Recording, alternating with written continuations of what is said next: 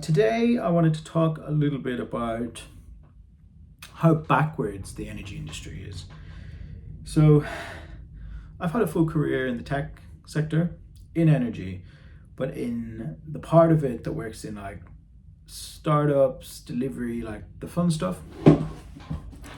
And then when I started the PhD, so basically the limitation of the work that I was doing, it got into the sort of regulated energy sector. So the energy sector is one of the most regulated sectors that exists. For questionable reasons, to be honest. Does it really need to be as regulated as it is? I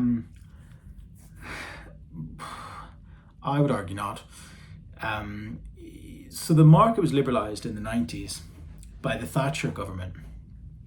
90s, 80s, I don't know dates. And the part of it, so like to generate electricity, what you do is you have generators, which in the past were large rotating machines that where a fuel such as coal or gas was burned and it made something spin and it generated electricity, which we then consume.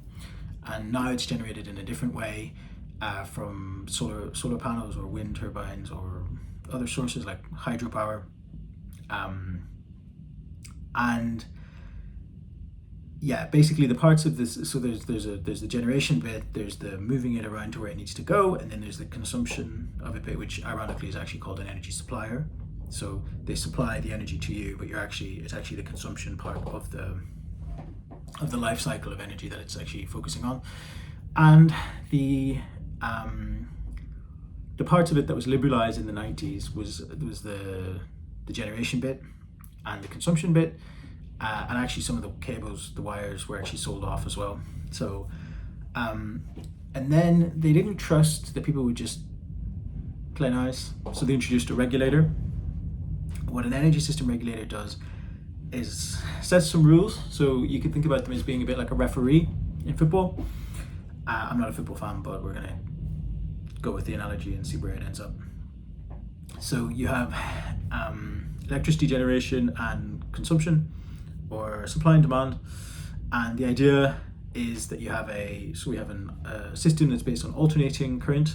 So two types of electrical current: alternating current, which is where the electrons are like a sine wave, and then you have DC current, where the current goes from a high voltage to a low voltage, and it moves around the circuit. Whereas in AC current, the electrons vibrate and they exchange energy that way.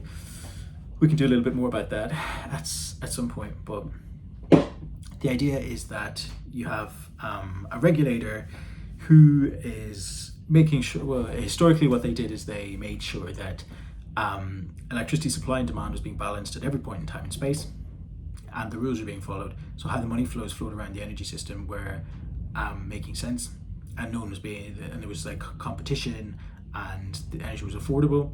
But basically then we started changing the system a lot, and the role of the regulator expanded. So in football, football's not the best analogy. So it's almost as if the goal of the referee was to ensure that there's always a 0-0 draw, or a 1-1 draw, or a 2-2 draw. So there always has to be a balance, and you don't really want to be off balance for any point. Otherwise, what happens is appliances will start to trip off the system, because you need supply and demand has to instantaneously balance at all points in time and space. That's just how electricity works. Otherwise, you start to have problems. So that's one of the unique characteristics of electricity, why electricity is not like a financial system or broadband, although it does share some other characteristics.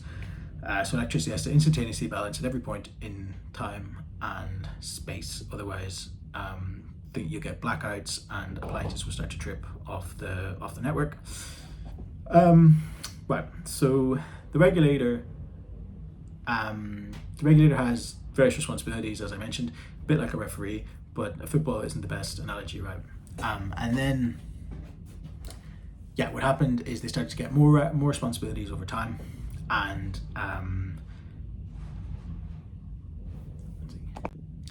okay. So to come back to where I started, I had this full career in the tech industry in energy, and then I decided to go back to uni to do this PhD to attempt to deliver some of the really exciting stuff that we want to do, but it needs to go through the regulated bit of the sector. So basically, there's all this innovation in energy. People who make cool solar panels, batteries. People who make smart tech to operate the energy grid.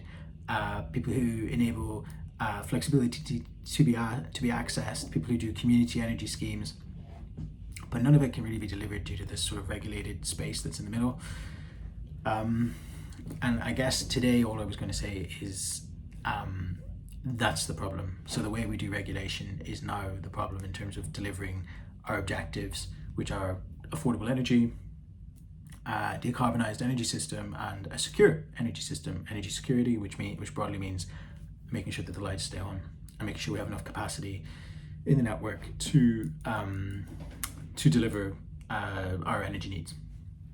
So the way that regulation is done is it's backwards, basically. So we do consultations, which basically means someone puts out 10 questions on a particular topic, and then it takes like 6 months for various stakeholders to answer these questions, and then someone has to read the answers to these questions and then somehow collate them or come to some sort of decision every time that points need to be addressed. I come from the tech world, so we're used to having modern tools that you can use to actually, why don't they just try things? Actually, that would be a much better approach from my point of view. If you can just try things out, see how they work, and then if they don't work, roll them back, right? So that's what I want to talk about today, just how backwards the energy regulation system is.